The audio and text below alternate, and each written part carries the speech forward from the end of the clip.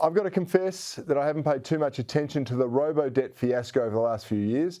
And that's not to say it wasn't important. It's just that I've become such a cynic. I've got such little faith in the government or the integrity of most of those involved that nothing surprises me anymore.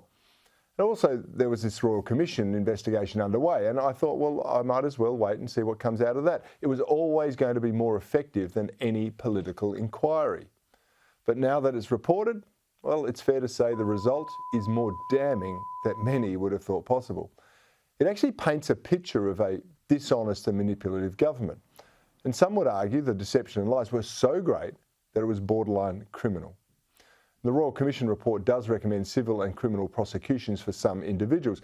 Just who they are is actually contained in a sealed section of the report.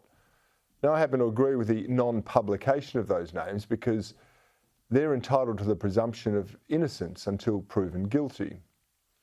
And this episode, though, well, it confirms all the fears that I've tried to convey to you about the state of the body politic.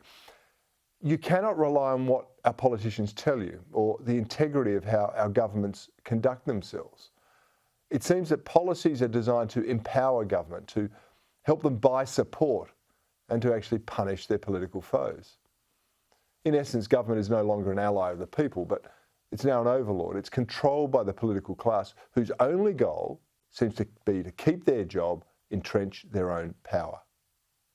Now, Labor is, of course, highlighting this abuse by the previous government and it's trying to score some political points. Have a look. The Royal Commission could have seen some recognition from Peter Dutton that this isn't about politics, it's about people. There could have been a hint of empathy from Peter Dutton, but there was none. All of this could have been avoided if they'd asked for legal advice or if they'd started to act in a human way once they realised they were sending bills to people that they didn't know. And all you got from Peter Dutton the other day was all the empathy of a rock. I just caution the glee of the Prime Minister and of Bill Shorten at the moment. Bill Shorten in Question Time, you've seen, has sought to politicise this issue from day one. And I note the Prime Minister, for political reasons, is trying to find an opportunity to unseal that document against the advice of the Royal Commissioner. Okay, Labor's attacks would have more merit if they actually upheld integrity standards of their own. The fact that Katie Gallagher is still the finance minister after not telling the truth to a Senate committee demonstrates just how shallow their own political moral fibre is. And the problems in our political discourse, though, go much deeper than broken promises or flowery language. I truly believe that the historic principles attached to political and ministerial accountability have all but been abandoned. We've had examples of people caught deliberately ripping off the system, meaning you and me, the taxpayers, who are then promoted into leadership positions. We've got those caught lying to Parliament, and I'm not just talking about Katie Gallagher here, by the way, who still hold senior party positions.